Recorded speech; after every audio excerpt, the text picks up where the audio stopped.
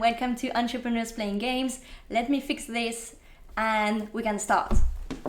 Get comfy, grab a cup of tea if you haven't yet.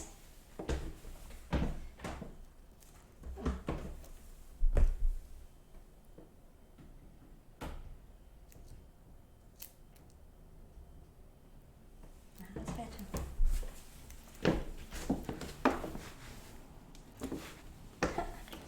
Almost. Yeah, almost. That's funny because I'm actually quite small. I'm really short, so that shouldn't be an issue. But okay, we're almost there. You need to line it up and you sit down and then... Yeah.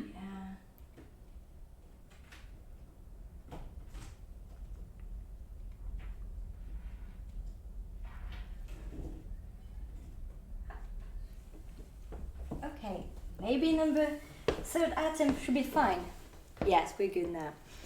So, item number 3. Hi everyone and welcome to Entrepreneurs Playing Games. My name is Amandine Flachs and I'm your host, and today I am joined by Francesca and Tomi, the co-founders of Bimble. So before we discuss about Bimble and dive a bit more about what you do, I would like to invite everyone to join the discussion. We are live on Facebook, YouTube and Twitch, so be sure to just ask your question. Let us know where you're based, what you're working on, and just if you have any question for our guest, just drop in and add your own questions. That's the reason why we are live. Also, if you have to go for any reason, the video will be available in the coming days on YouTube. So check out the YouTube channel, subscribe if you like it, maybe give it a like, I don't know, whatever you feel, but check it out. And I think that's it for kind of the house cleaning here. Francesca, Tomi, I'm really glad to have you. I don't know if you're familiar with the channel, but what we do generally is we first talk about you and your startup to get a better understanding of what you do. Then we play some video games. So for today I plan a very chill out party game. That's going to be quite nice. And then we take the time to dive a bit more into your business, the story behind it. But today, what is going to change slightly from what we do generally is that we are going to spend a bit less time on the first part and play video game faster. Everyone loves playing video games, and I know you like it. Like I've seen the tweets saying like you're getting ready, so I know you're waiting for that. And also, it feels so much better once you've played video game. Like after that, you're more relaxed and everything. So, yeah, we'll be playing video game faster, and then we'll take the time to deep dive into your business and what Bumble is. So, Francesca, Tomi, tell us, what is Bimble? Bimble is a list-making site where people can save their favourite places. So we know that when you live in a place for a period of years, you really get to know that place very well. And that gives you an ability to apply your own filter to a place. So you figure out the good places from the bad, who makes a good coffee, who doesn't. And if you are new and coming into a neighborhood, that is information that is super useful to you. So we have built a list making site where people can actually share that kind of information. So the idea is, we talk about place knowledge. That's kind of an internal word that we use, but we all have place knowledge. I've just come back from New York and I did some research before I went. I asked some friends to give me some recommendations, and then I picked up some places that I really liked while I was there. But what happens with all of that information at the end of my trip? It stays in my head. Yeah. Well, not now. Now it's a Bimble list. And that means that I can use it as somewhere where I can actually organise my own place knowledge. So if I return to New York, I don't have that moment where I'm thinking, where was we went to this great Mexican, like I can't remember the name of the place, I can't find it. And if one of my friends tells me that they're going to New York, it's a couple of clicks for me to share it with them. So I think an information exchange. Yeah, also on the platform. So I think eventually you won't even have to ask people and nag them for information. So the same way on Strava or other platforms, you can just find someone's profile and see what they've been up to in different places that you might like to go to. Perfect. That's I think a great summary and Thank a you. great way to introduce Bimble. So Thank you. I've been doing some research. You, Francesca, you have already experience building startups. You already co-founded 2 startups and being a CEO. And Tomi, you have experience with web development. So what is the story behind Bimble? How did you get together? Maybe meet or just get to start this project together? So actually we met through my previous job when I worked as a back-end developer at a web agency, and Francesca's previous business was a client of ours. And then after I left, Francesca messaged me to see if I was interested in joining Bimble with her, and that's where the story began. So we already worked together in a way before Bimble, which is actually quite a good way to see if you can work together and get on well. Yeah, for sure. Finding a co-founder is so hard. So definitely, if you can get the idea first, or you can work with someone that together. you already worked with, I think is a huge bonus, because there's none of that sort of uncertainty in the beginning. Yeah, exactly. So in our so I was hired by a travel company to create a digital. They had an online sales. They had a telephone sales model, and they wanted to move into a digital space. So I was hired by them to do that. And when we were looking for a digital agency, I actually wanted to be based in the agency rather than having them as an external resource. Okay. So we were all on the same team, hanging out together. Oh, that's nice. And before we play some video games, I'm not expecting here a very long, like the entire pitch answer, because it can be a broad question. But really quickly, can you just express the problem you're solving, and also why you and why now is it key for you to build Bimble?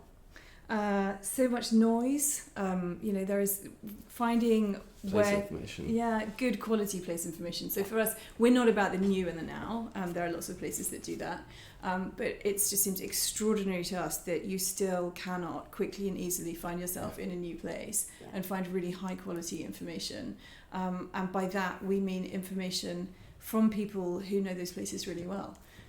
So we really see an opportunity to consolidate that. We talk a lot, authentic experiences, local people. I think Airbnb own that space quite clearly. And we just want to move that into the idea that there's a beautiful network that we could create. If we get people focusing on their neighborhoods and sharing places in their neighborhoods that mean something to them, they're investing in a digital community, which means that when they find themselves somewhere further afield like Helsinki, they can actually benefit from the same high quality information. And to think that we can then morph that into, it's not necessarily just about local places. It could be that you are a vegan, so you can't eat in every restaurant, and you have to figure out specific places to buy your food ingredients. That's again a fantastic network for us to be able to have access to that kind of information from people who really know the information all over the world.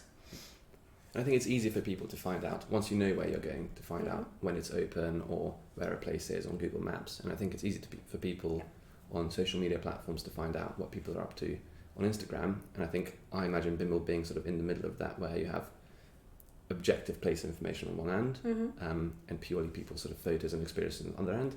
And Bimble is sort of your unique perspective on the places you love. So if you know someone and you want to find out their information in Paris, New York, wherever, Bimble will be the platform that you go to look that up on. I think too, we all use social media for specific things. Like we've fallen into this kind of silo relationship, which works really well. So we know that we use Facebook for catching up with friends and family, or Twitter for breaking news. But actually, if the question is where, we want you guys to head to Bimble to find the answer as we scale. Right now, who is providing that service? It's TripAdvisor. And we honestly think that we could do a better job.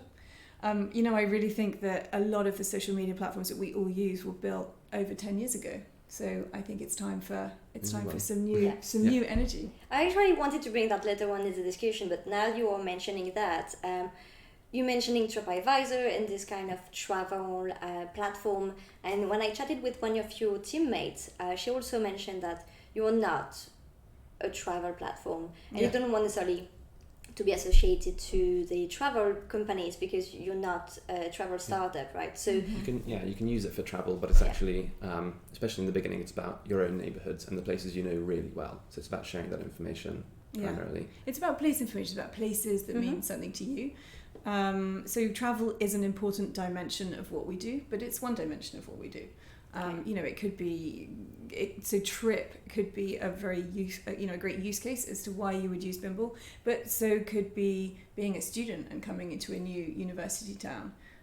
We had a great list created a few weeks ago by a girl who had saved her, so she was saving places in her neighbourhood, but she also saved the places, she had Afro-Caribbean hair, and she saved the salons that did the specific treatments that were really, really good. Yeah. Okay. That's information that's really hard come by. Yes. But super useful. We are based in Oxford. Super useful for the students who are coming in September, who are going to have to embark on that journey to find that out. And we know there's so much information available on the internet. Too much, really actually. hard, It's too hard to much. It's find what so you're looking hard for. to find that filter. And we call it, we have a hashtag which is Bimbleworthy. That is the filter that you apply when you have found the hair salon that does your hair really well, or whatever place it is that you're sharing. So we say that at Bimble you get to understand how people feel about those places. It's obviously there's too much information about finding places. I think the other platforms, their sort of KPIs are covering every single place in the neighbourhood and making sure that no matter what, every single establishment is listed. Whereas for us, it's things should be good, or someone should have a reason to love them, and that's a reason for something existing on the place. So us not having every single establishment on a high street is not a sign of us failing. It means that if you're looking for something to do, you don't have to scroll through hundreds of items. You just pick out the ones that you can see, which are already inherently good. Great. Well, I think it's quite interesting, and I'll definitely try to get back to all those, because you touch many different aspects, the travel aspect, but also the different social media around this ecosystem that you also fit in. But I also want to play video games. Yay! We're here for that after all.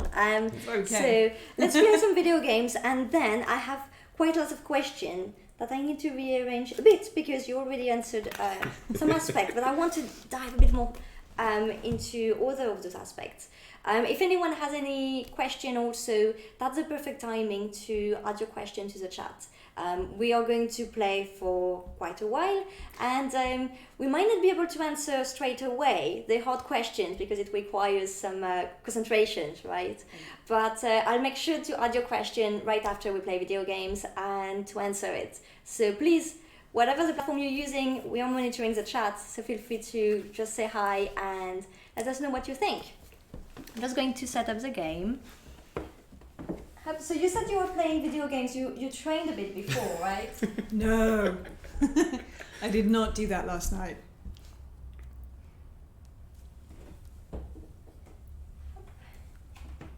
Good, because it doesn't require that much skill. Yeah.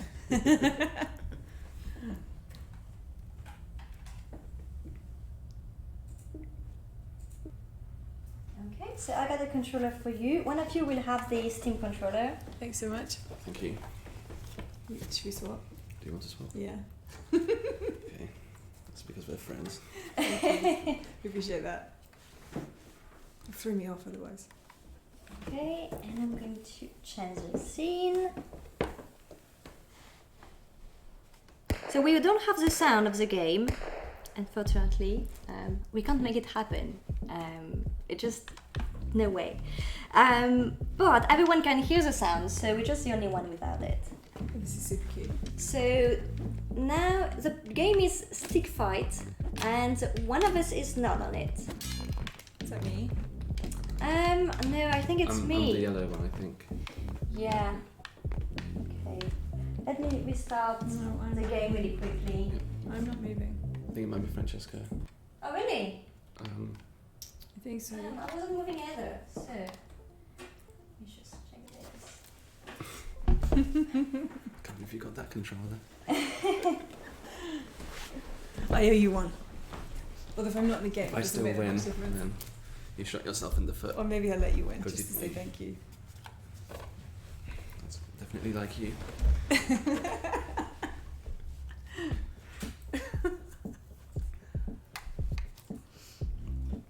Okay. Okay, so now let's start again. Okay, I'm in. I'm in too. Okay. You're not? Oh, you're here. You're the red one. Great. What did you press? It doesn't matter. I think if you press any button. Yes. Anybody I'm the to red start? And now we should be good. Okay, so to start this game, let's go to the other side. Okay, so you launch the game, but on the online version. So I'm going to just restart this, and we are going to start a local How do you read? What's your difference? Okay. So here is like the training part, and we need to kill each other to start the game between each other. That's odd, I know. And that's the idea. Is that a crown, Tommy? Yes, because you won, and when you win, you have a How crown. extraordinary, Tommy. And you can get some I'm already dead. some firearms. It's not even fire. Some stuff to fight with. I just killed myself. You see, it's quite straightforward. You don't need to explain the controllers. Ooh. One of you has a fire gun. Look at that! You might have the crown, but I have the gun. Yeah, I do have the crown. But there's a huge big wall between us. So, Francesca, you're yellow, right? I'm I'm red. yellow. I'm the one instead. Oh, okay. Taking shelter. Taking shelter from my post.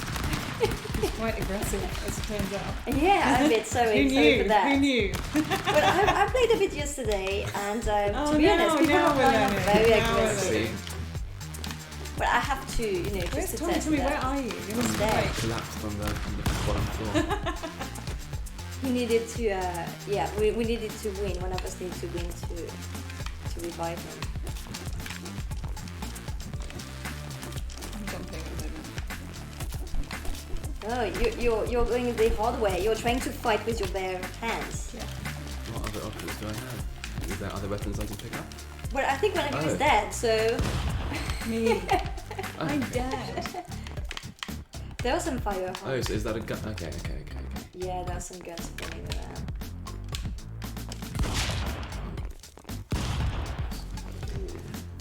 So, Francesca, I saw on Twitter, I don't know if it's you or someone from your team that tweeted that you play Tetris. I love That's Tetris. right. Yeah. Actually, it made me think because I do have a Tetris game, but the issue is that I have never played it on the stream because it's so small. It's really hard to see. Everything is just. Yeah. You're supposed to play with. I other love people. Tetris, but we were talking in the office yesterday about what would be our ideal game to play. Yeah. I thought Counter-Strike would be the one that gives me the best chance. Oh, I love that. Okay. Quite similar to this. Well, yeah, but Oh, Can you actually use that cannon? who won? well, if someone has it, you can't. If someone drops it, or if you can have it. Hang on. How did you survive that and I died? That's insane. Ooh, that's aggressive. Hey. Oh, I'm back. Yeah. It's hard to know what No, balance no. to strike. Do we go Yes. with like light? I go for Or as just aggressive as I like can. Don't worry, you're not as aggressive as people We're on online. boxes. Ooh, That was nice. fast. Just got my crown back, guys. Just saying. Ooh, Not. That's my. not for too long. I'm the liability. I kill myself.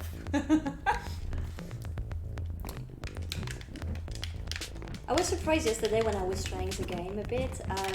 There were people playing online, and I think they were playing on the keyboard. Oh, I need the gun. Oh, it's a spear. Yes. So you still need to be close by. It's no good if you're this close. I want to know exactly how to use the spear. Okay, I'm dead. Oh, What- you're what all is tied that? up. You're Someone tied up. tied Some of you, glue. one of you is stuck. There is something Brilliant. having you. It's Wow. like, there's glue. Yeah. I have no idea if it's a glitch or if it's an actual weapon that did that. It's fantastic.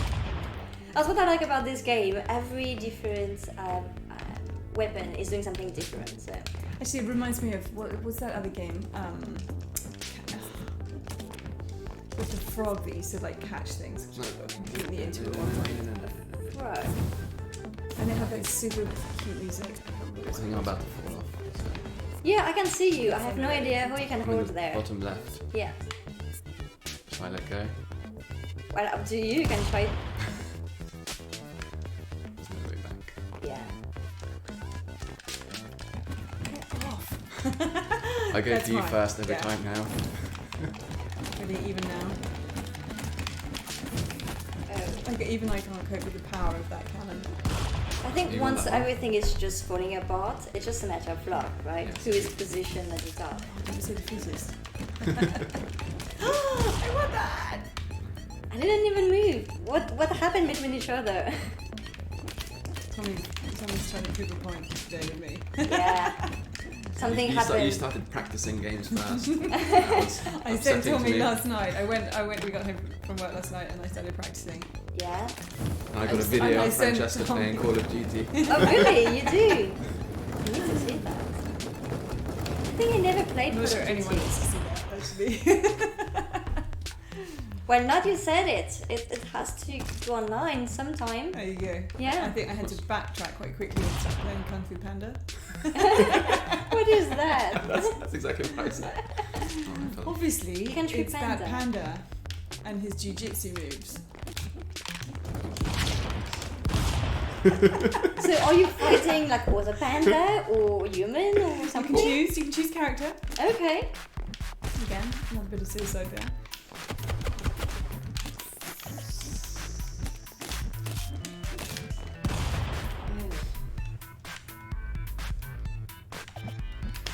I wish I had time to play more. I think everyone is in the same situation, like trying, Oh my wishing god! to play video games. I got knocked into oblivion there. Oh.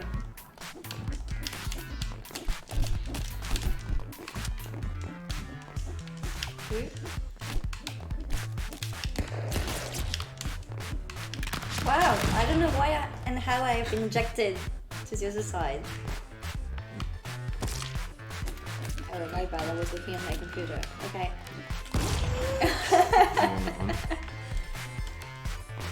So if we leave this room like one, it's gonna be Oh no, there's a Go bamboo Go home here. in shame. you will. I'm trying to keep track mentally, but I don't know if I I'm want the gun. not doing well. Keep track of what? Who's winning? Oh, I'm wondering if at the end, like if after a while we can actually have some scores. So the colour of the text at the end of the Yes. level is who won, but it's hard to keep track. Because Well, maybe, let me check. I'm just pleased the way it comes. let's leave it to the end. Okay, sounds good. Just gets distracted, Tommy. Ooh. Oh, that distracted me.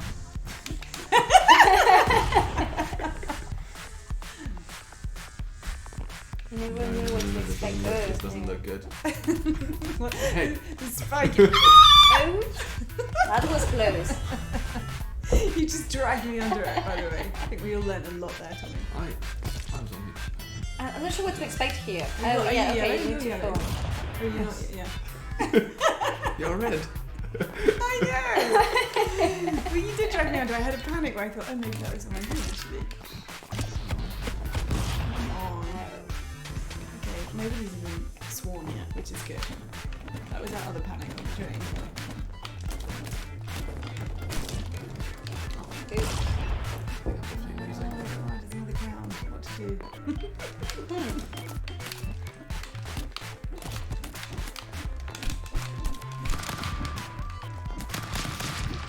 This was a good weapon.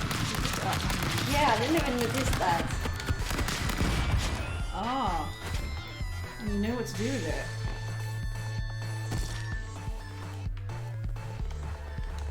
You fell off. Instantly. Before it even began. How do you climb up? This is a cute game. Catch the what was the game that I was talking about? Oh. I totally can't remember it. It's hard to play and at the same time to think about all Catch the the things. ropes, Right. catch the ropes, that's it. Catch the ropes. Okay. What is it about? Oh, it's brilliant. In fact, that would be I think I would have said that would be even above Tetris. That's how much I love that game. Oh, really? Okay, I'm back, and I'm back. Let me just get rid of Tommy. Small distraction. That's funny because they put you always on the same side, so I have the time to grab a weapon and to come to you. So bad. You were like the merman right there. People should gang up in red. They have killed the rest of you 18 times. Okay. I think that's Francesca. You think. I think you know quite clearly. This way you just Who's got the crown? Who's got the crown now? Oh no, Just wait for everyone else to fall off. Oh look, it just fell into my hands. Unfair. Tommy's getting all aggressive now. Come on, Tommy. Let's drag me down so I don't win at least. Yeah, that was a tactic, right?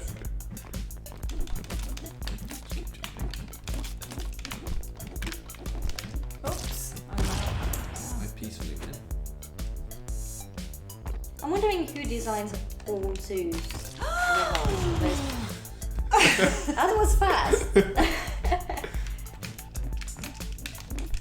the spikes. Oh.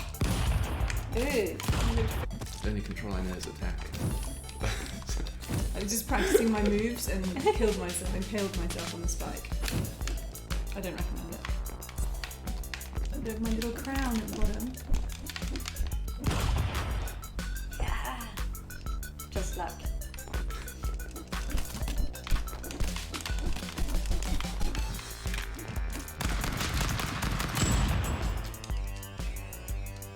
Yeah, someone's played it before. With all their hollow victory. Yeah, but I played against people online, which was much worse. People are very aggressive online. I'm just gonna hang out in between the spike. See what happens. I'm sure already dead. Me, who's not dead. I'm just sitting it out. I didn't even see that. But it crushed me.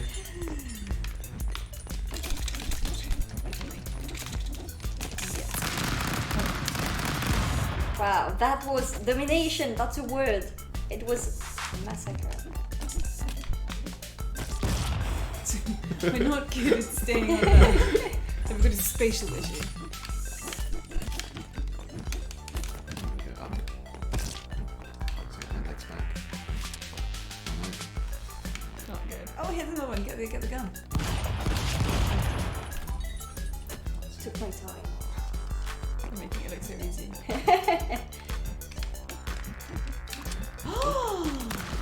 Yes! Yay, boss. You two sort out with each other. Where's my gun gone? Oh, it's got the gun now. Yeah, How is so that we're even not living possible? pretty easily. Like a red mouse.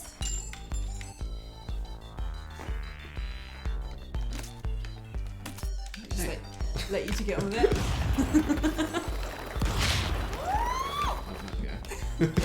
Not good.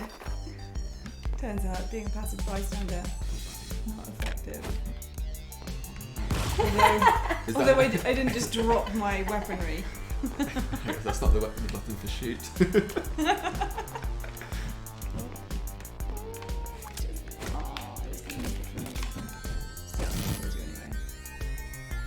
The green thing is quite epic. It's It's like interesting, an yeah. aggressive worm. Yeah, and they push you away. Some of them actually grab you and you stay with them. What are you doing?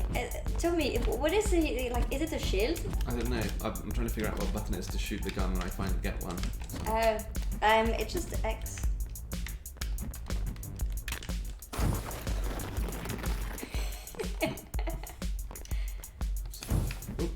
Another one? It shoots a green worm. You That's give brilliant. up.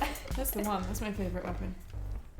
But it's kind of funny, right? It's not just a knife or a gun. I like the spire also.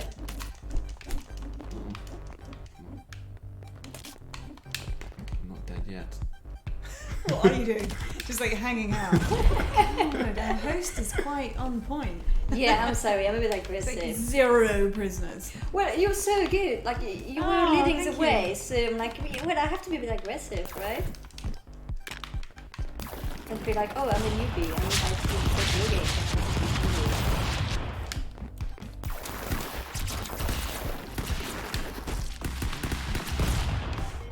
Nice. Peaceful one. That's funny how sometimes just not That's how moving we is the describe Tommy. solution. You're completely right. Peaceful Tommy. It's a new nickname. Is he really the most peaceful of you? Sorry? Is he really the most peaceful of you? I'd say so. What do you are? Yeah. Actually, I think that is circumstantial. Okay. I think we fill in for each other, don't we?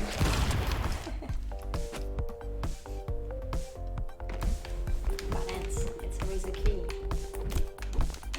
Oh, I want the one machine. Yeah. I haven't had this yet. Oh, I could have 2. Could I have 2?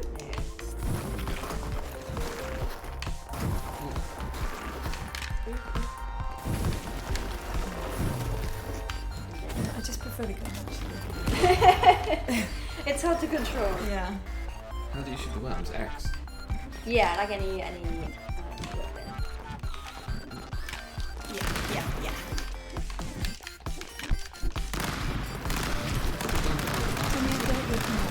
I don't know why it's actually went up. It was yours. Yeah. Yeah, a bit scared. Running scared to me.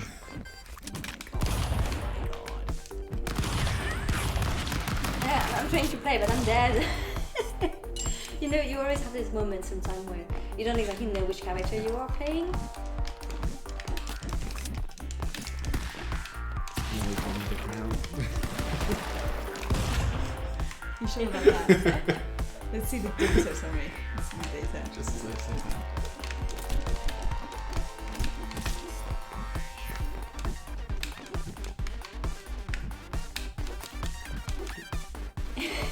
Oh, very balletic, though. I like it. That's a bit fun. Oh. Okay. Short one.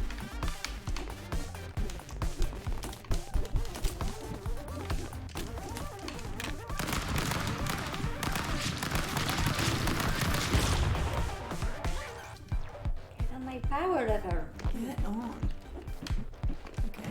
Ooh, okay, that's going to be interesting. There are guns at the top of every tower.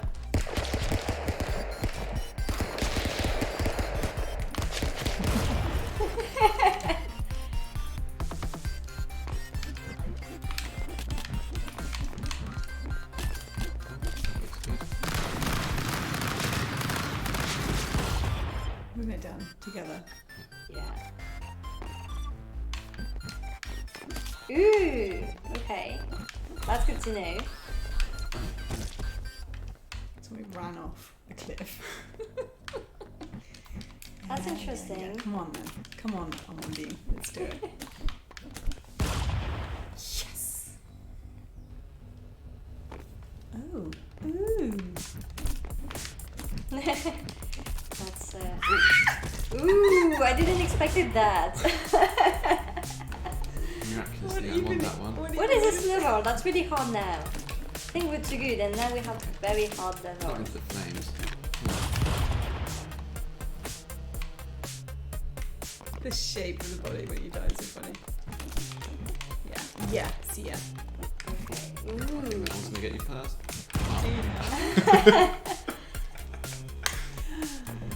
All the chat, Tommy. All the chat.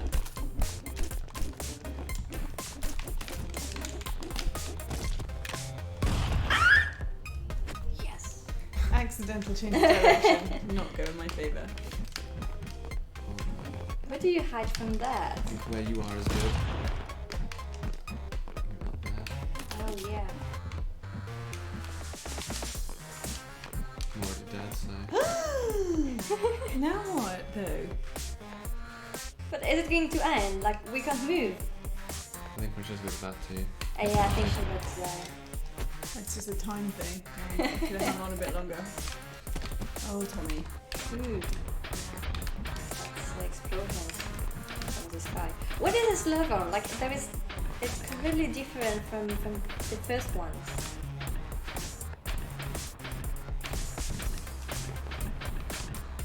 We're in the middle of the wall right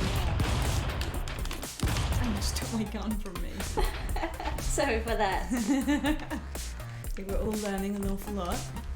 But I'll be nicer afterward when I'll ask you questions. Well, you about say Bimble. that. Yeah. You've got some making up to do. Well, everyone on the chat, if you want to ask hard questions, you can do it. I will have to stay nice, so. Close to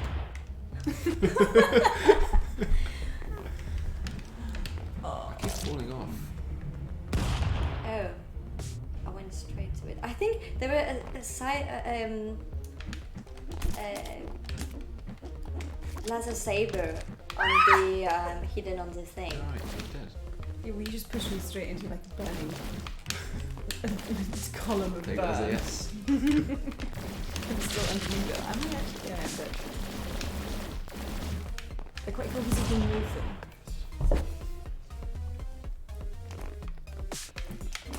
Come straight to me.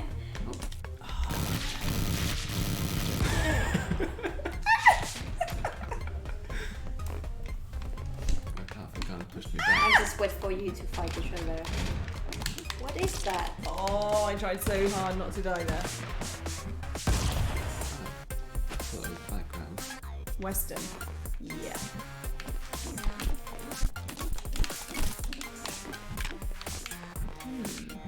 What's my strategy? Oh, it's the green one.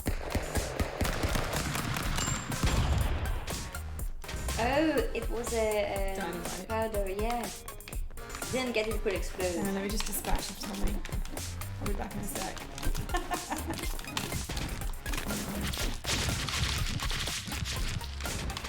Oh, Are you shooting the purple things, or is it just... yeah, accidentally.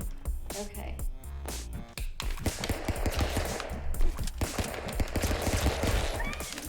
Got me, you got me. Hi Eddie, how are you? Well, you're not exactly late. Actually, we tweaked some things this time. Instead of spending lots of time first on the startup, we play video game fast first. So we are tweaking a bit, the usual format. So stay along. Take We'll opportunity. dive further into Bimble later on. Oh, we should be friends. And thanks. Yeah, the game is quite fun actually. We are having a good time. I think. I don't know Great. when we'll get back to the interview. Because it's really fun. But thanks for stopping by.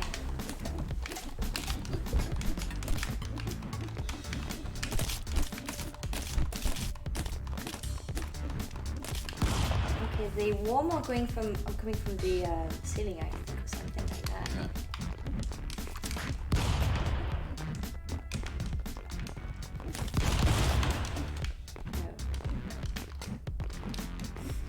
Struggling to get up there.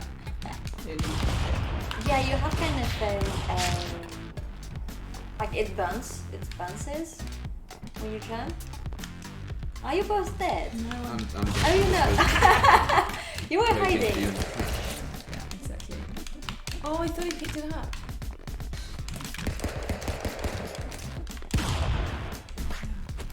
You got some gun skills that I need Yeah. to sharpen up on. We all got a gun. Interesting. Interesting. The gun actually is the boxing.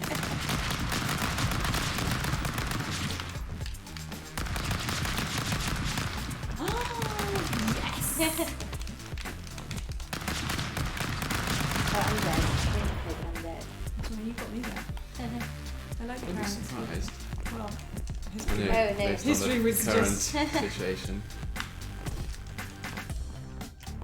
What about after this one we get back to the interview? We've been actually playing for a while. It's already 11:15. Wow, time flies.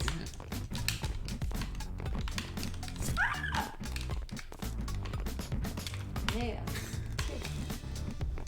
How do you go to the other side without being Yeah, burned? the fire goes away. She says. Oh my god! If Yeah, she I comes figured over it and out on the destroys me. Oh, how do I do So for that. Yeah, we're on to you. I'm stuck on You death. get me, I'm not nice. Oh, it's kind of a flying worm right now.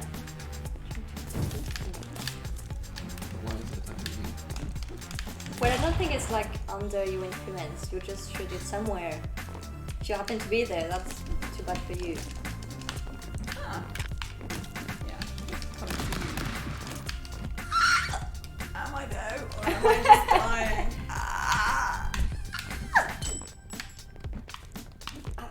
Tomi, have you tried to target me with your gun? Like, you shoot something at me.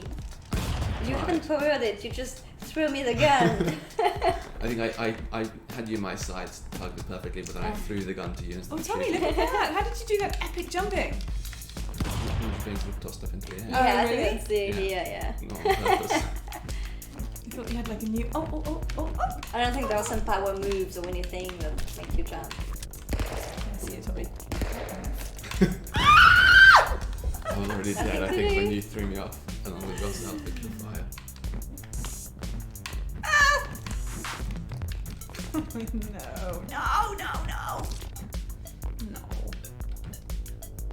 Okay. Oh, I think I just came back to life. No. No, nothing so.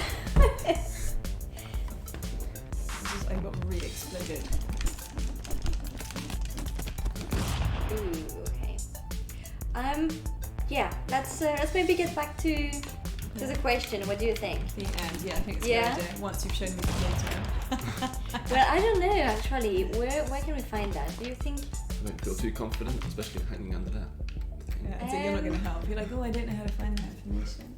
No, really. I don't even know if we're gonna get it midway. But I think once you were leading and then I was winning. Okay.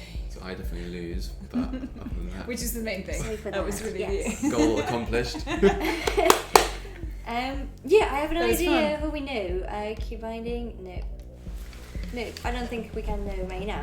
So I'm just going to remove the game and we can get back to the interview then. Are you ready for that? Yes. Yeah. Well, I was not really nice during the game, so I'm going to be nicer.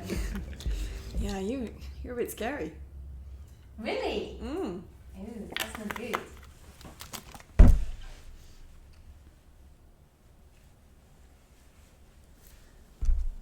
I'm exhausted now. I feel like I've been doing all that running around. Mortal Kombat. Okay, I'm going to just bring back to the main webcam. Here we are. I would like also to say hi to Julia. I see your question. I saw your question here. I'm going to ask it. Actually, we can maybe start with that. I think it's a great way to get back to the interview.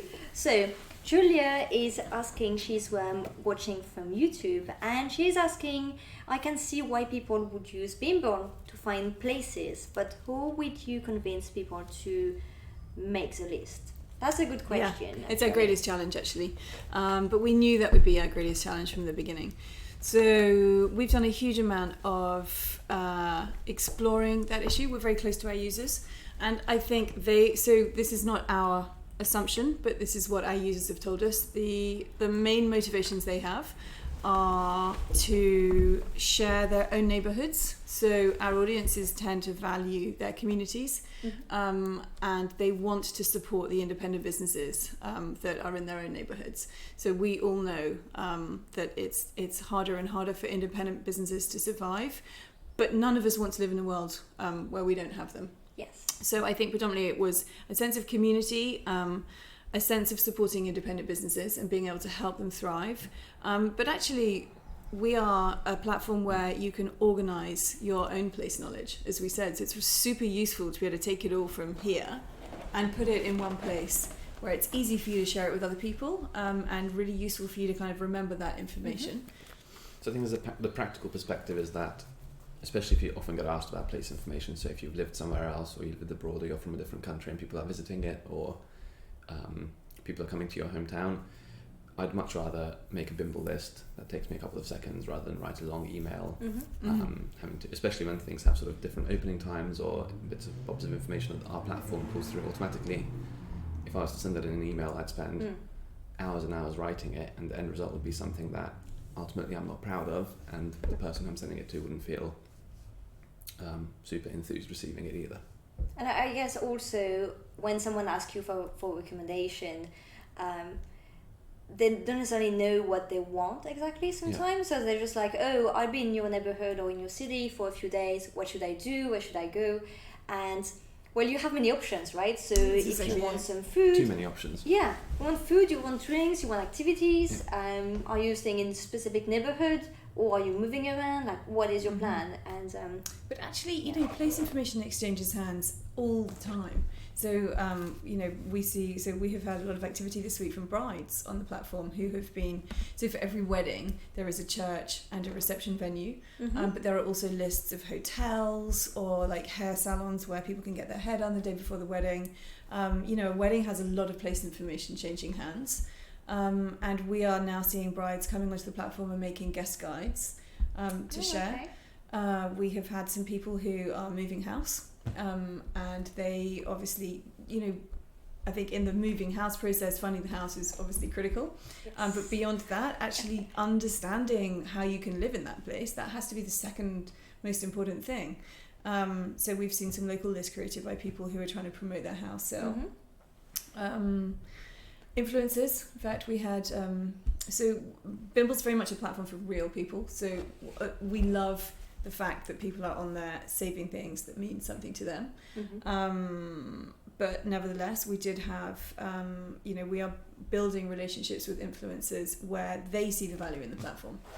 Okay, so that raised many questions. The first thing is, last episode 2 weeks ago, I had the founder of TikDon. They're building a social media platform for video sharing and education, and Franz Joseph, the CEO, mentioned the fact that actually they've seen people using the platform in a way they didn't expect it.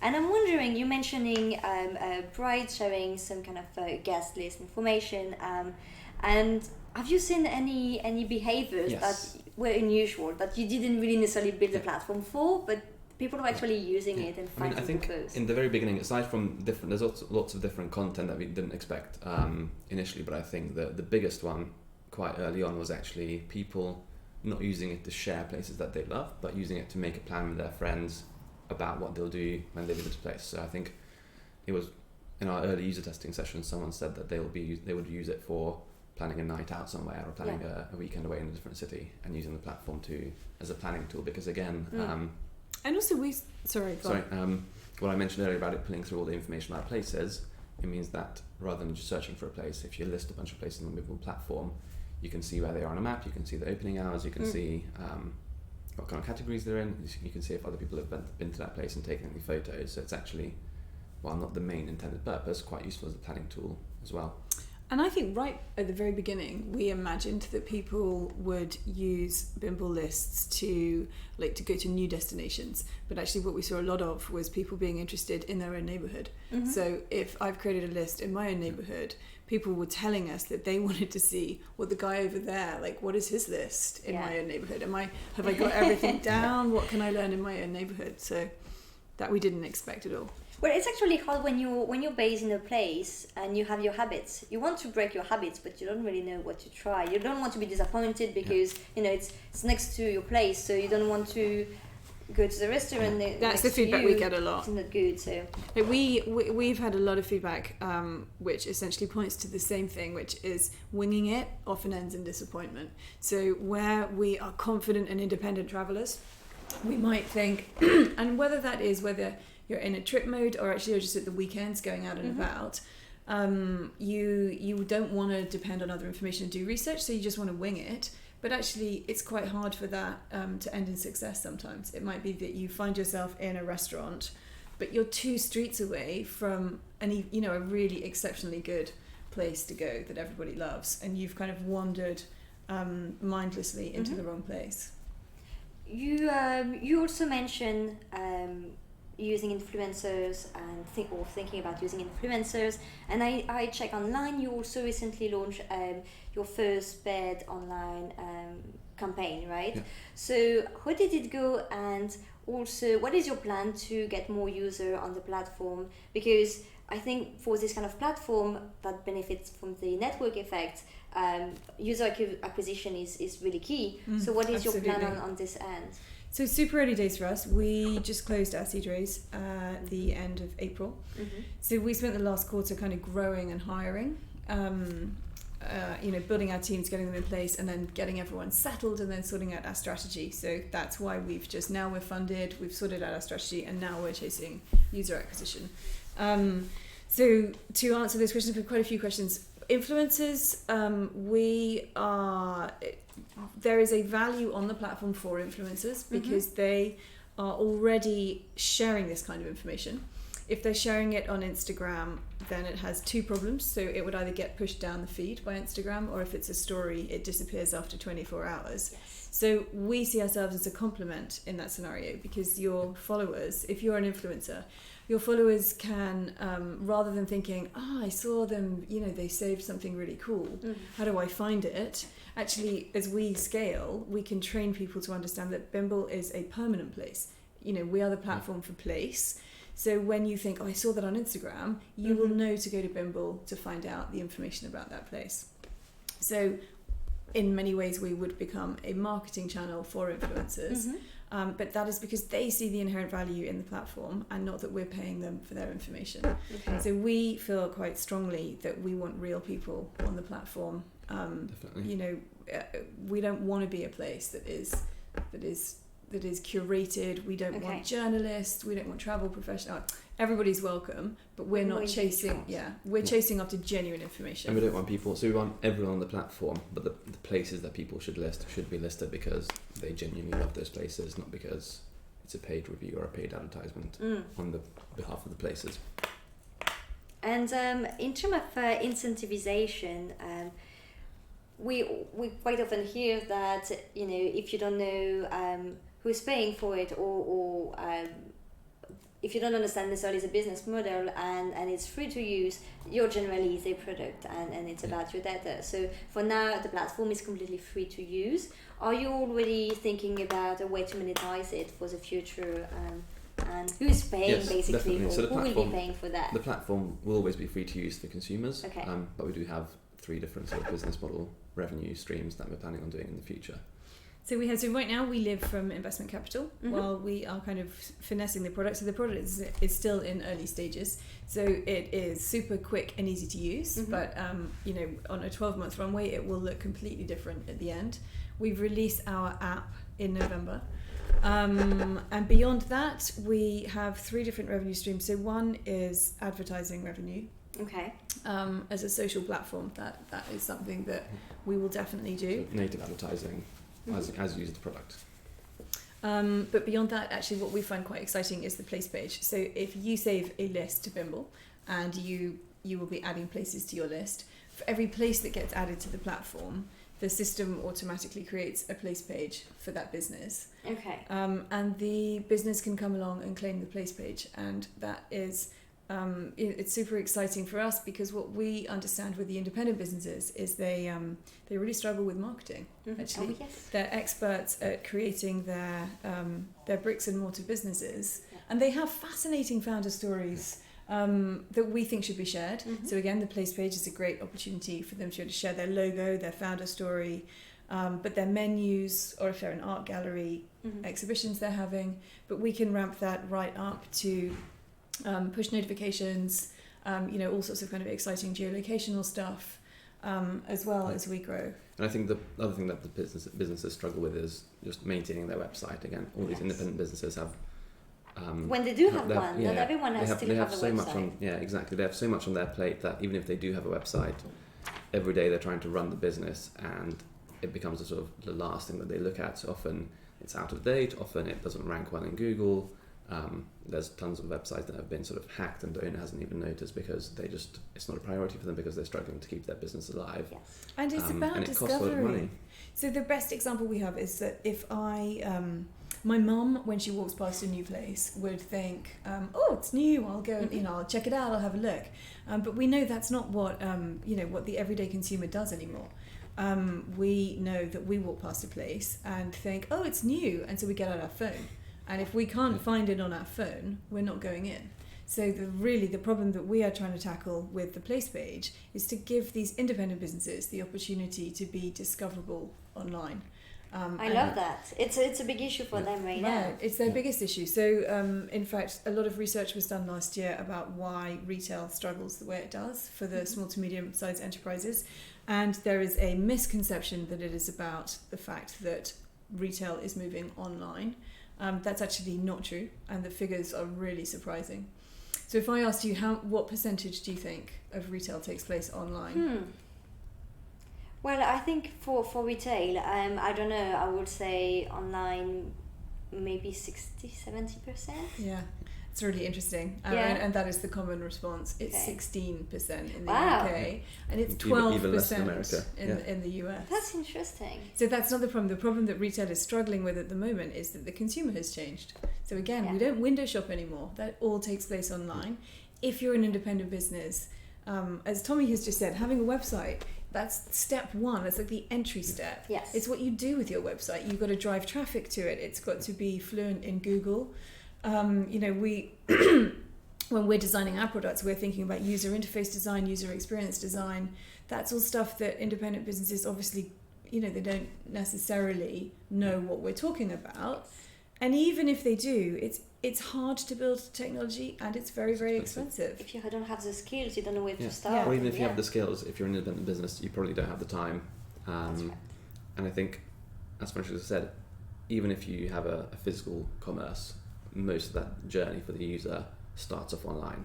So if someone hears about you through word of mouth or through any other, even if you have a great marketing team that does a great job, if someone mentions a shop to you that's nearby, and then you Google it and you can't find it on page 1 or even above the fold on page 1 on Google search, I think to most people that place doesn't exist. Yeah. So they can do the best job they can, but if their website isn't up to scratch in terms of that, it's all for nothing. And I think where we come in is that as a platform where we have the developers and the time to pay attention to that, we can offer them a place page that does come up on the top of Google search when someone searches for their business.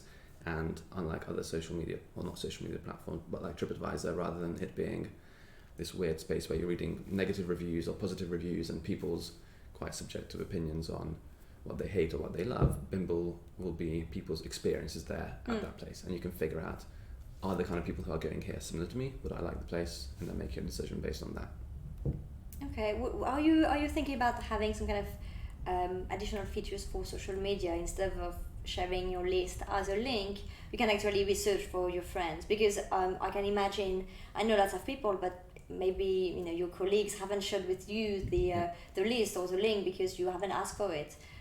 You can actually search for what they like if they're on the platform. Yeah, so we want to have a sort of similar to Strava, a follows and following feature, where it's not about sort of people's status updates, but you get an update on if they've added a place to the list, or if they've just come back from holiday and listed all the places they've been to. So you can kind of find people on there that you're interested in and keep track of what they do and what they like.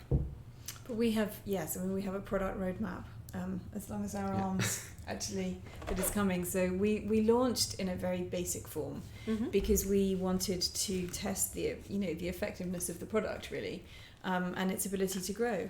So, at that moment in November, we didn't know if we could attract any users. We'd done a lot of user testing with the product in terms of demos and talking to people, but there is a moment as a startup where we went into open beta, where it's thrown wide open, and you sort of cast your net and see what comes in. See what happens. Yeah.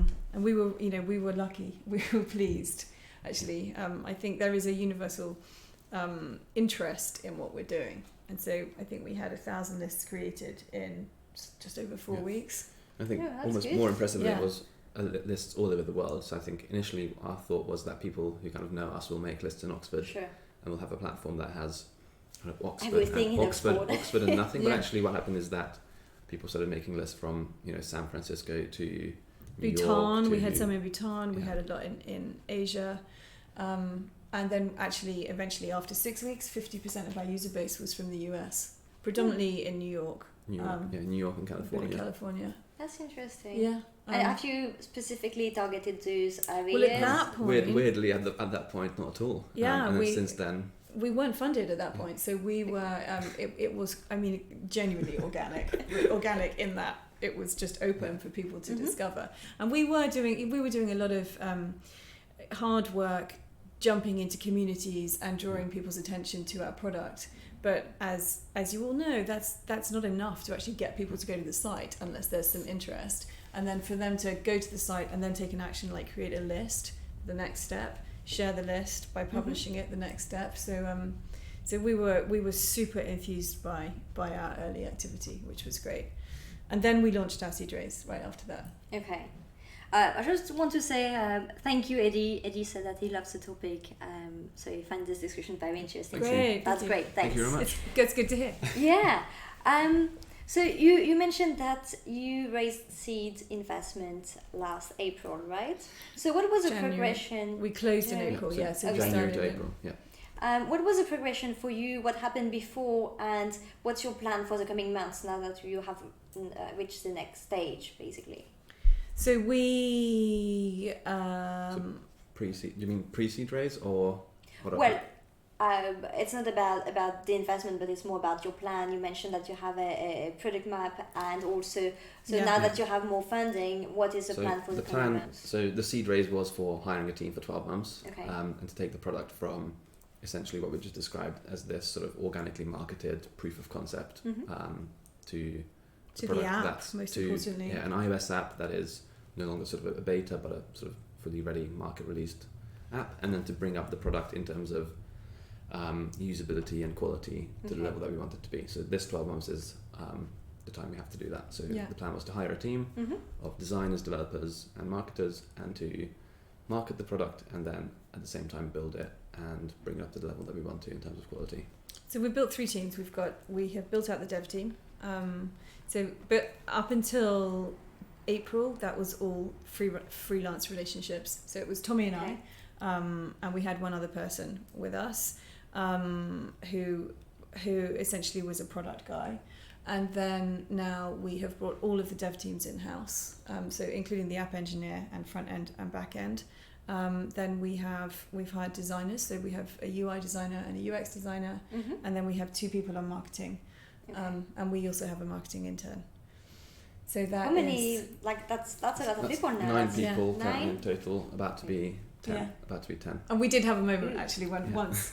We've got one more person who joins in April, but we did have a moment where I opened the office door and it was like, there are 10 people in there, there are 9 people in there, oh my god. And I said to Tommy, like, well, seriously, we have to really, this is really serious, we have to concentrate. It's real now, It does feel surreal sometimes, yeah.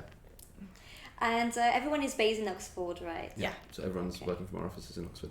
How is the startup scene in Oxford? Have you ever had any Thriving. pressure to come to London, like to move to London?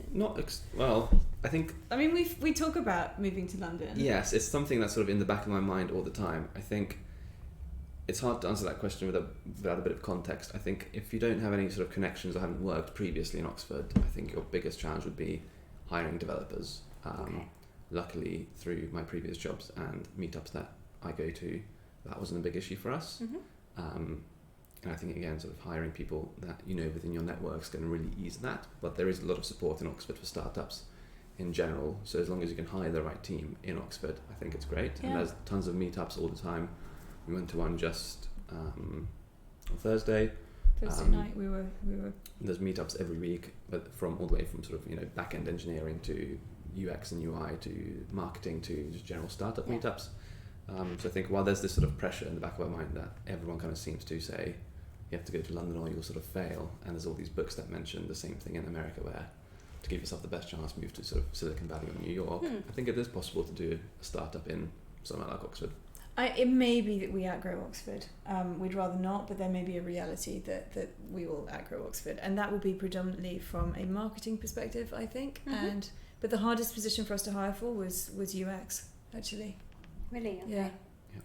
Well, I think it's actually feasible. I was actually yesterday in a presentation, meetup, kind of, it wasn't even a meetup, but kind of a small gathering, and there was an economist that was very interesting that worked a lot and is working right now on a book to explain it and to talk about how startup communities are growing, and there were a discussion about the need to be in the main city, and is it important to go to the US or go to San Francisco to build your startup, or can you do it here in London or even in Oxford? And I think I've seen many people actually moving out of London, many startups, and they did that for just the quality of life, and they didn't mind going to London for some meetings, and then the entire team was happy being not in London, and I think it can work for anyone. Well, I think from our perspective, have, our rent is fantastic value, right? Which is really, really important when you're running on a runway capital. So our that feels significant for us because we knew we wanted to invest a lot in headcount, so we needed office space. So that was good. I think in terms of lifestyle, I don't agree with that. Like we just are not a lifestyle startup. So for us, whether we were based in London, Oxford, or Timbuktu, we are really putting the hours in because that's what you have to do at the stage of the business that we're at. So I don't think that is specific. I think probably what I would say, users, early onboarders in America seem to be more plentiful, of course, and much more enthusiastic. And we have been told, although we have no experience of it, that raising money there is much easier. We were quite fortunate in that we were able to, we had closed pretty much our seed raise within I think 8 weeks. It ran for 8 weeks. Nice. So we definitely had a positive experience of that. We didn't feel that we struggled. It was super stressful doing the preparation and getting all the information out of our heads. But the process itself, I think, was fairly smooth. Yeah, and we found actually weirdly that we enjoyed pitching. Who knew? Which helps. Yeah, I think it definitely helps because you have to do a lot of that. But so at the end of our runway, we will be going to Series A next year, and we will definitely be going to the States to look at that as well. Oh, interesting. So directly to the States, okay. Well, I think if we've 50% of our... in terms of us moving, in terms of getting funding from there. Yeah. Okay. So you think that the support and the open mind of the investors in the US can be found here in the UK for now, for what you're doing? So looking only like judging by the data that we have, which is how people are using the platform, the super users that we have are based in the States. Yeah. And these are people that just, completely organically find us, but create 12 lists or create an incredible list with 16 places with descriptions or, they're definitely coming from the States, and we won't ignore that, of course. For sure, yeah. And I think the sort of what Francesca mentioned earlier about a lot of our users at the beginning coming from America, I think that's down to the fact that, again, hearing this from a few people, the culture there is almost sort of geared towards trying out anything that's new, and then sort of putting your full sort of weight behind it and seeing how much you can use it and what you can use it for. And I think, again, without any marketing that we did in the beginning in America, we got a lot of users, and I think it would be silly to ignore that and not sort of steer into it and get the most out of it. I think there is also this mindset of being the first one to find so the best new app. In case this becomes the next biggest product in the world, people want to jump on and say, I was user number 73 or something. Exactly. So I think there's a lot of that at play too. So we think you should all do that, by the way, just in case. We also have a question from Julia. She asked about using AI. Are you planning to use AI in some way? Definitely. In the sort of final, there'll never be a final version of the product, but once it becomes sort of more towards its final states, every single place recommendation you receive on Bimble will be kind of AI based. So the best way of describing it would be, actually, as we're using YouTube now, the way the YouTube homepage looks to two different people, aside from the color scheme and the branding, you would almost not recognize that it's the same site. So when you come onto Bimble, based on your profile, based on what you put up there, what you like and what you fill in, the recommendations you receive will feel like you're getting them recommended from a friend who knows you well. So it won't just be an objective list of these are the places in London that you'd like. It'll be based on you and who you are and what the system thinks will be the best for you. So we see ourselves as an AI technology business, but right now it's about getting to critical mass, which we estimate that to be about 25,000 users, we think. And beyond that point, we will start to implement the AI and the machine learning work. And AI right now is being used in more and more startups, in more and more fields. So I think right now to really be an AI startup. I mean, there are lots of noise about AI startups, and AI startups are mainly people developing the technology to be implemented in other companies in terms of AI. So I think, you can't really call yourself an AI startup anyway. I think you better do it as you do right now, focusing on what you do. And utilising AI for its benefits as it becomes more and more accessible and easy to use. Exactly. I mean, we're lucky because in Oxford, we obviously have there is a lot of AI at the university. There is the AI Society, which we go to. So we do feel, fully integrated into that community. It's not. We talk about it in our pitch because AI is obviously an enormous part of our scalability and the future, particularly on how we manage. If we get the volume that we want, we need to then manage how you don't become overwhelmed with the information that is available, and how do we personalize that for you? I think that's the best way to describe it is that what we mentioned earlier, the sort of Google TripAdvisor, that overwhelming feel. I think step one is to sort of get to the point where there is an overwhelming amount of content on the site, and once we reach that point where currently the problem is that if you search for something, our problem currently is to make sure that you find a result, and then eventually there'll be a point where you see too many results, and at that point is when we focus on AI to see, okay, what can we filter out that probably doesn't interest this user, and show them the stuff that really matters to them. Jax Ryan says he will avoid AI. If you could just say a bit more why that would be great. What did he write? Well, he just said that he would avoid AI, so I don't know exactly why. It would be great if you can just let us know a bit more about your thoughts. Because that's an opinion, so I don't know what to say about that. I don't think there is any problem, especially right now. Every platform could benefit from using machine learning, especially for recommendation and everything. But please let us know exactly what you have in mind here. And also, I'd like to thank you. Some people have been subscribing to either Twitch or YouTube, but for some reason I don't see your name. I don't see you right here. I don't have the right tab open. So thank you, whoever you are, for subscribing to either YouTube or Twitch or I don't think Facebook.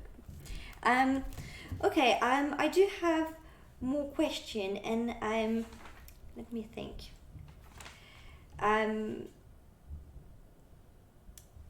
I wanted to ask you about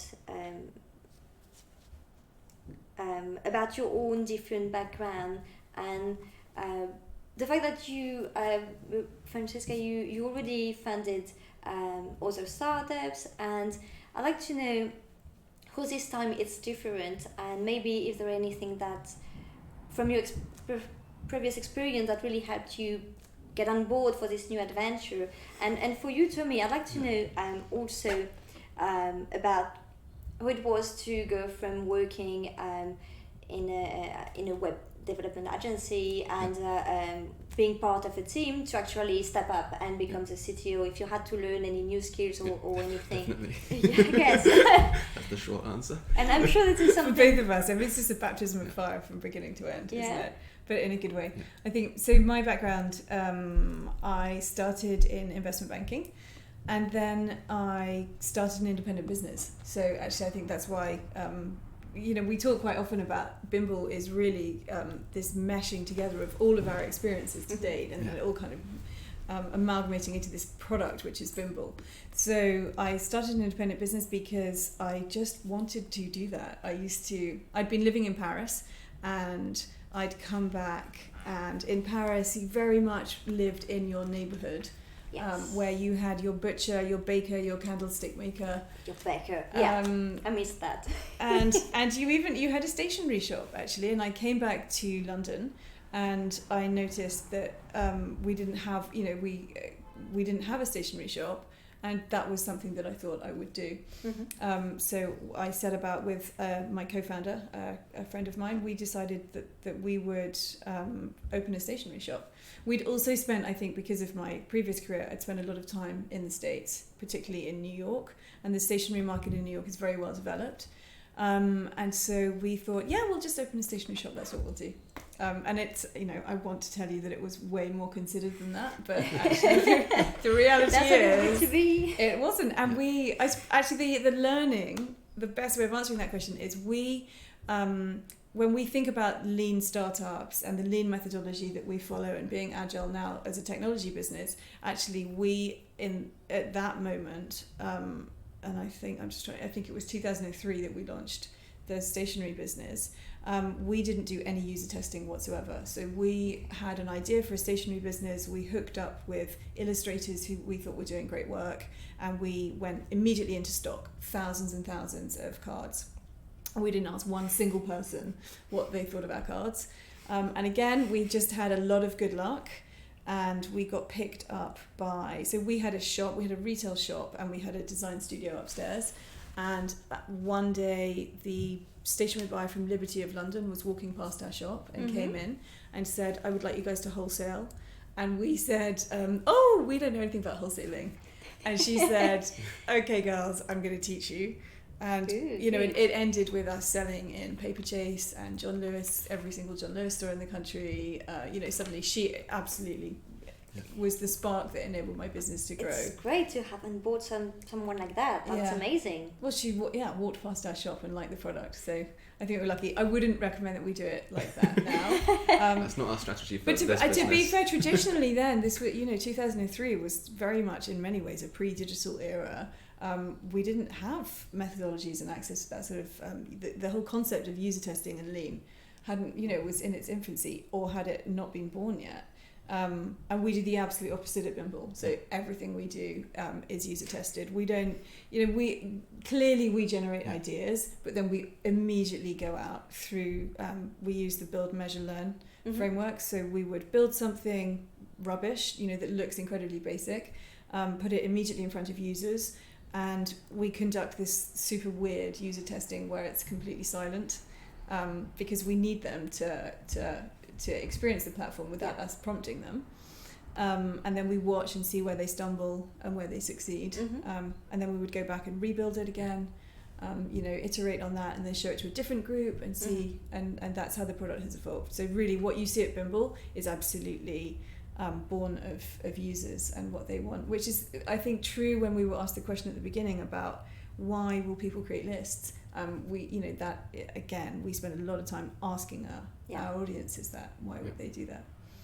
I think that's a great way. Like you did it in some ways first, and then you learn from that and just think, well, if I had to do something again, well, I wouldn't do it this way. So now you started a new adventure, you do it completely differently, in a more structured way, because you know also what to expect and what you should maybe have done. Or what you cannot put a price on the experience of that, because I think you've got a lot of experience in startups too. The more you repeat it, some things are very, very formulaic, whether it is, you see patterns. Yeah, the same thing happen again. And also to set up a business, you need lawyers, you need accountants, you need bookkeeping. That's quite rhythmic almost. What about for you, Tomi? I think for me, the biggest change was that, so I started as a back-end developer in a web agency, and on every side of it, but I think especially the software engineering side of it, I loved it all, and it was a great challenge, having all these clients come in and go from nothing but an idea that you got through an email to then having people design and develop and then test and then release the product. But after a while, what was quite sad in a way is that we'd build these great products and then kind of say goodbye to them. And whether it went well or not so well, we'd always have sort of ideas for what to do better, what we should have done. But the best case scenario was that you'd build something that you loved working on as a team, and then kind of just sort of hand it over to the client and be really pleased, but you'd never really interact with it again unless something went wrong. I think the biggest change of Bimble is that everything is within our control. So if we have an idea of doing a quick fix on the site one afternoon, or deciding to suddenly change direction and have a pivot in the sort of the core aspect of the product, we're free to do that. So there's no longer this sort of barrier of it's not really our product, but we're building it. Now it's equally as much fun, if not more fun, on the sort of back-end software engineering side. And it's even more fun from the fact that if we want to do something, if we want to make a change, it's entirely up to us. And again, surrounding ourselves with a great bunch of people who know a lot more than us in their individual fields means that if we just come up with an idea, between us as a team, we can achieve whatever we want, really. But that also means that you have to have the long-term vision sorted out, and instead of... So we have to have, I think, what I'd say about that is I think it's great to have a plan so that you can follow it, but I think if you make your plan so rigid that you can't then react to a change, and I think that kind of applies both sort of products and in life. It's good to have sort of a rough plan, but also be flexible and not so tied to that. If something causes you to need to pivot or change your idea or completely change your mind, you're free to do that without being super emotionally invested into the very specific end goal and not just sort of the rough direction you want to head into. And I just don't think you would survive building a technology platform without that attitude, because you don't know, things come up, things get thrown at you every week. Definitely every month that you didn't anticipate, and that you need to factor in.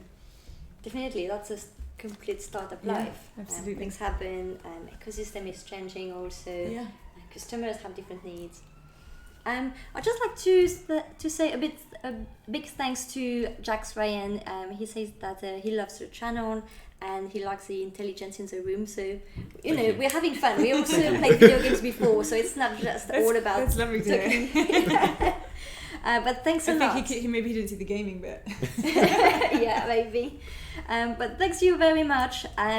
So I know that you have some opinion on AI. I think here it was more about using AI specifically for Bimble, but and specifically machine learning.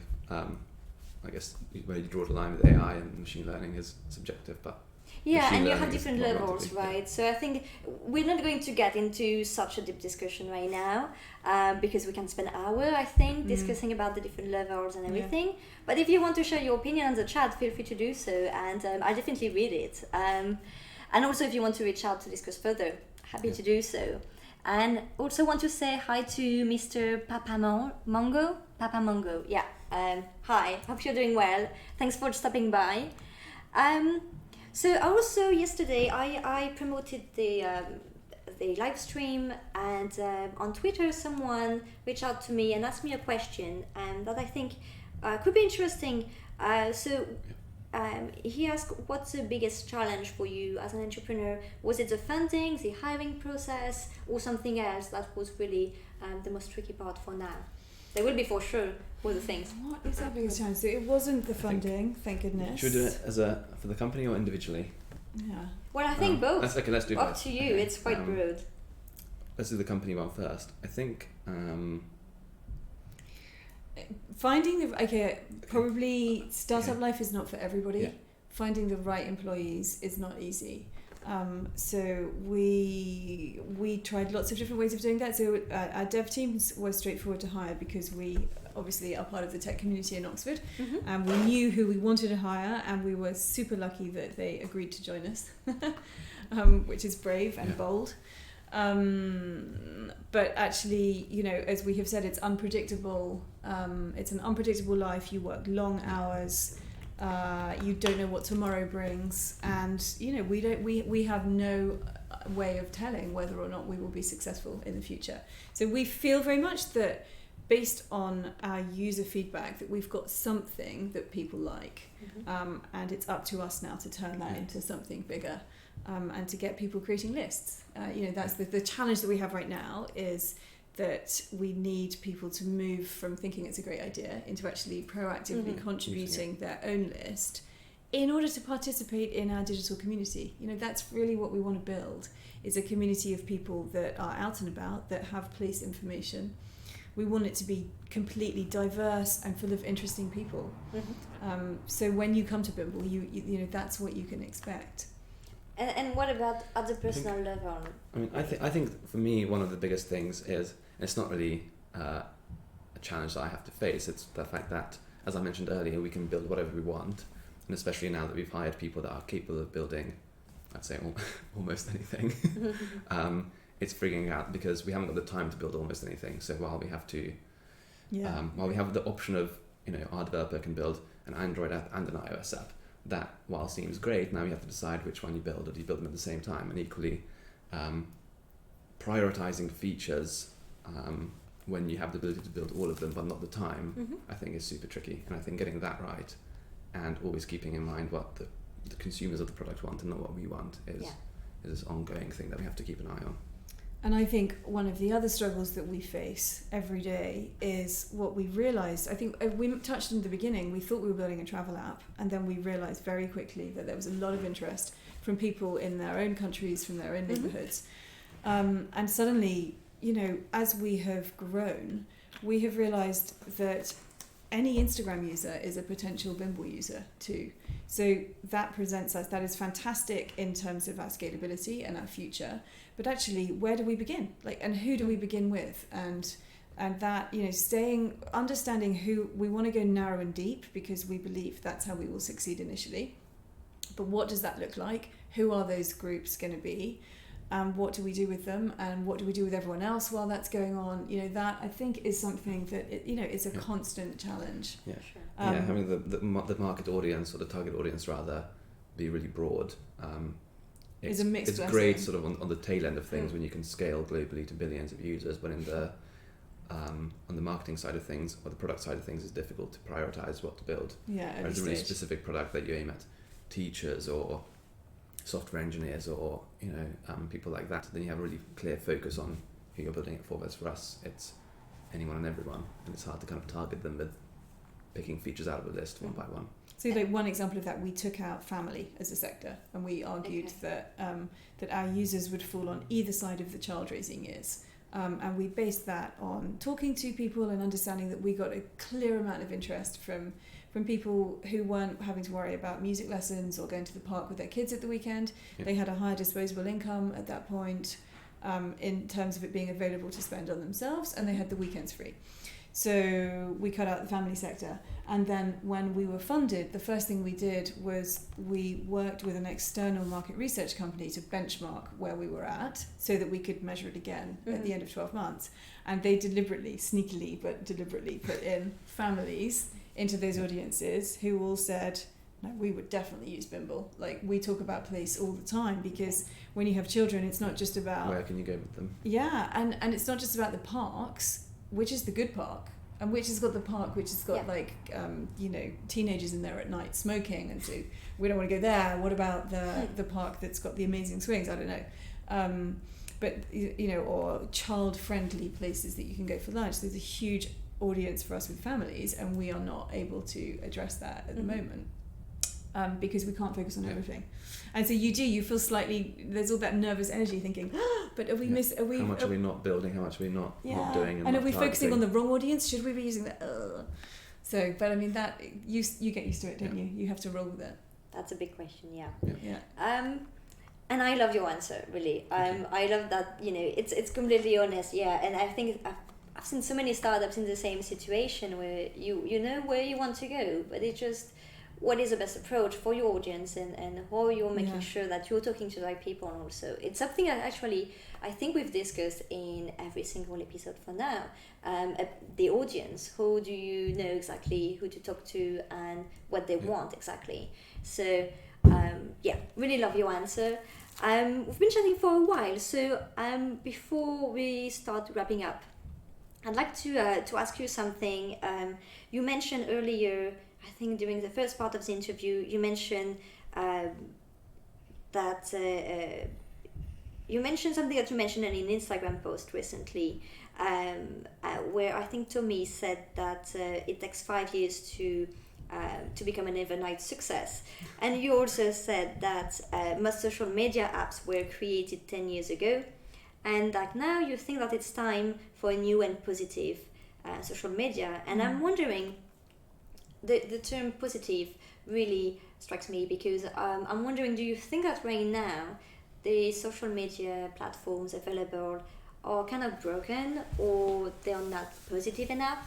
Or saturated a little bit? I think from, on a personal note, I have noticed a slight difference with even how Twitter is. And I think it used to be a place that I would go to find out sort of software engineering things. And even though I follow mostly the same people, because it's in the hundreds now, the kind of tone has become more sort of negative, life-related and political. But I think in terms of, I don't think it's necessarily broken either. I think there's a sweet spot with all, looking back over the last 10 years, social media platforms seem to have this sweet spot. And for me, I was a really early user of Pinterest and Instagram, and there was this beautiful moment where it was also new, and you were posting things on Instagram that no one had seen, or and it was random and crazy and amazing. And now it's completely different from that. So it's not to say that there isn't an enormous value. People have built businesses off the back of Instagram, and all of these incredible things have come from that, but it's different.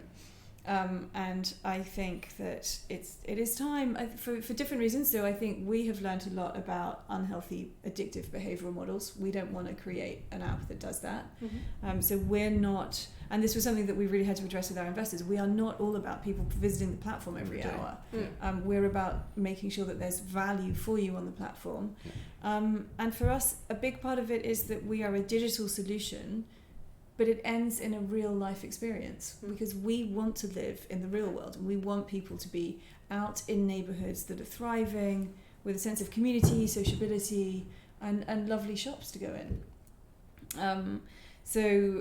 So we want to look at ways of not making it a kind of narcotic-based addiction.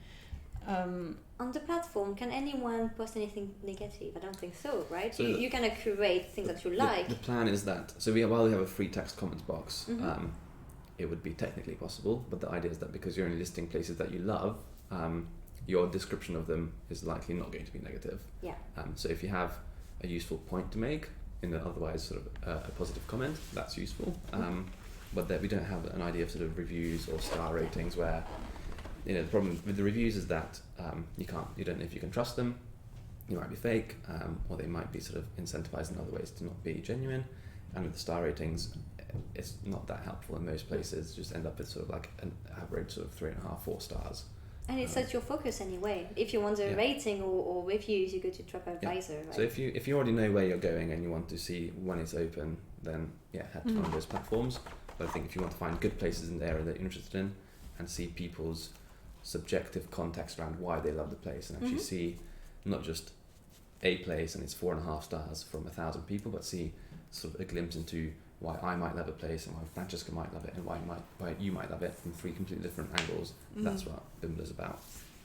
One of the last questions we're going to take today, Julia is asking where the name comes from and if it means anything. And actually, before you answer, I'd like to mention that until last night, I didn't know that means, and Bimble means something. It's an English word, yeah.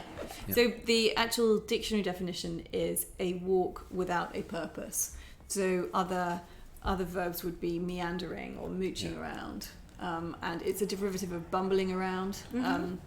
So it was the idea that, if you're saving your Bimble list, it is places that you have come across as you've lived in a place, and that you've grown to love, and you're keeping them in a collection. So it is, you're right, it is. I like the name. I think it works really well, and the fact that it has a meaning, it's even better. Well, I mean, because what was extraordinary is that we knew what we wanted to build, and one of our friends actually suggested this word. Was like, what about Bimble? We're Bimbling. And the next step from there is to think, is the domain available? Because again, this is something else that has changed massively. Entrepreneurship.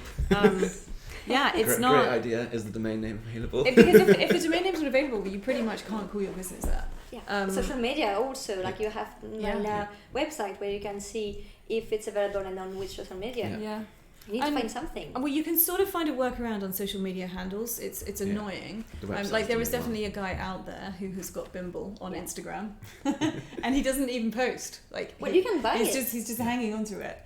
Yeah, we'll get there. We'll work up to that. In the previous company I worked with, we actually built the Twitter handle to someone who didn't really use it much. Yeah, I mean, I'm sure that's where we'll end up. But in the meantime, we were more preoccupied with the domain because we knew that bimble.com was available, but you had to buy it and it was really expensive. So but we felt that the fact that it was available was important. Yeah. And if we could, work really hard to move really quickly and build the product and get funded, then maybe we would be able to buy it. And we did buy it. We bought it. Great, because mentioning that live. I wouldn't have done that. I'm savvy enough.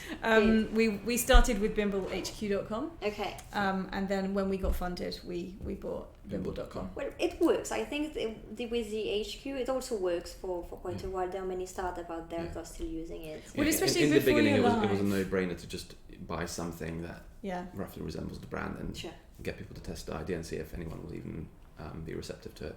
But actually, I think now that we've started, increasing our marketing, we massively prefer it's a huge help. bimble.com. Okay. It just somehow, it's hard, as we have sort of touched on, it's super hard getting people to be interested in something new and all the rest of it. And that credibility that the .com gives you, it just makes that moment easier when you're not in tech circles, where people don't necessarily have the supportive attitude of an HQ, for example. It makes it easier, definitely. Great. Well, it's already past noon, so before we wrap up, I just want to ask you first, what should I do if I go to Oxford? Is there a place? Is there something in your own Bimble list that I should check out? Because I plan to go to Oxford. I've been in the UK for 4 years, and I've never been to Oxford yet. Yeah. So to fix that. Rather beautifully, obviously, the answer is you should head to bimble.com. Yeah. Because you'll find local people's lists. Can I find your list? Yeah, you can Find find all our on your lists. social media or So something. you can go to, we all have lists. And there's an Oxford Cities page on Bimble too, where you can find the latest Oxford list from everyone. But if you want me to give you a specific, I'm sure that's what we should end with, is a specific place.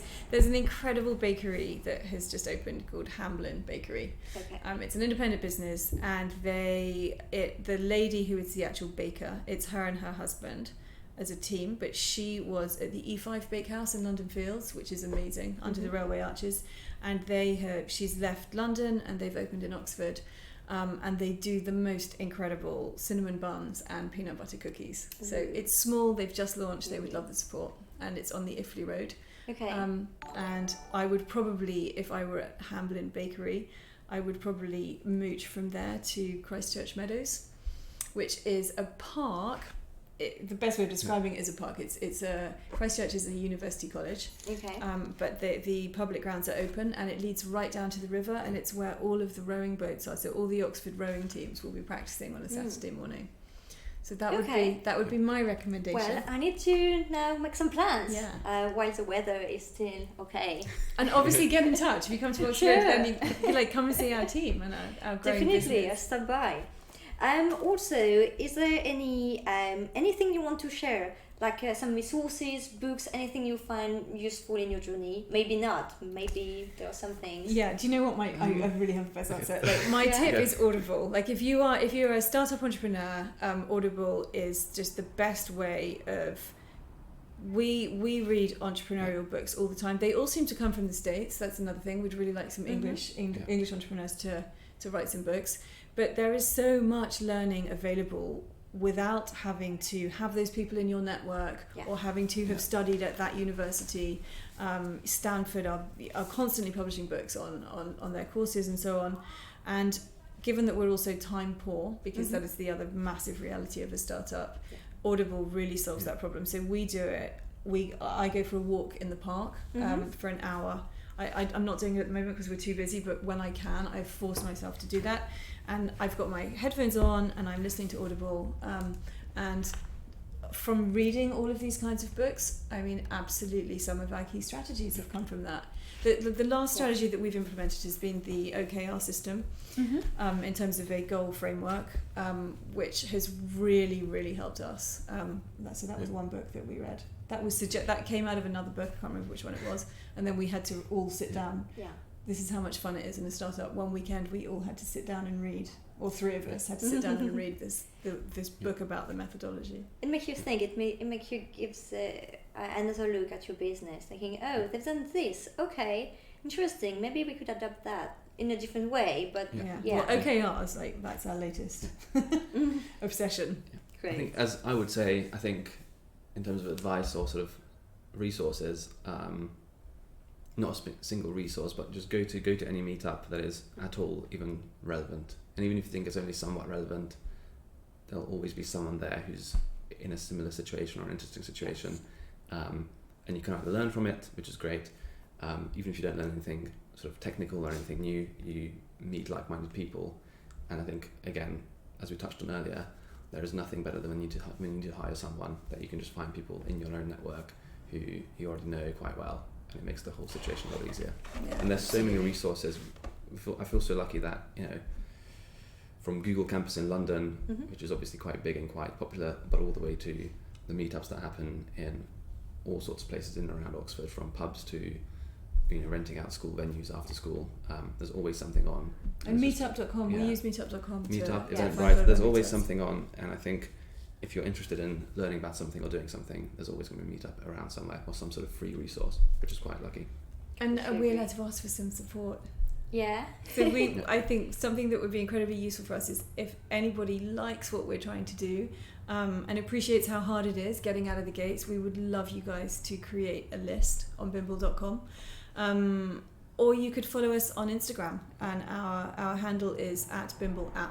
And the same on Twitter as well. Yeah. Okay, so I was about to ask, so Instagram and Twitter are the main channels. So the website, Yeah. Okay.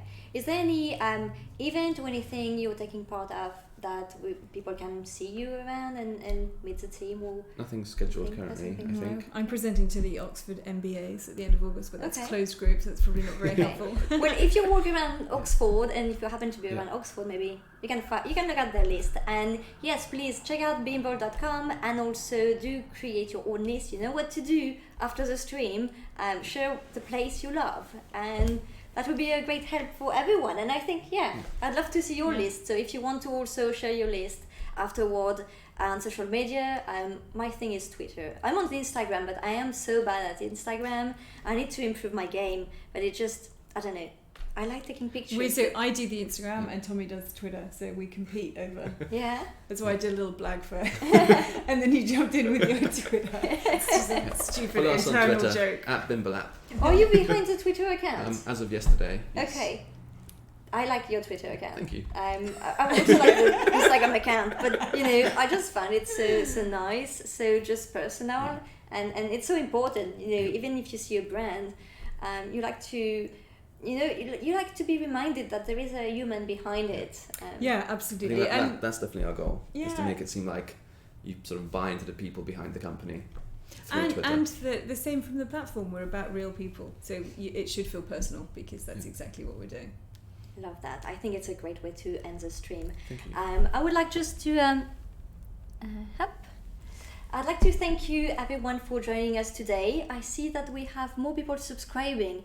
I need to fix that. Next time I need to make sure that I have the name of the people subscribing. But thanks everyone for subscribing to either YouTube or Twitch.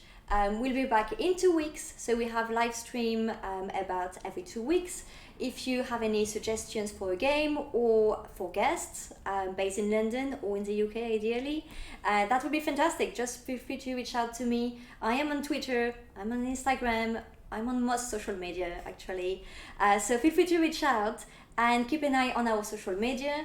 And I wish you all a really great weekend. Today seems to be quite nice actually here for what I see. So enjoy the day, and I hope to see you in 2 weeks. In the meantime, you can find the video of today on YouTube in the coming days. I should be able to post it maybe tomorrow, or the way mid next week it will be available. I see you in 2 weeks. Thank you very much everyone. Thank you. Bye. Bye bye.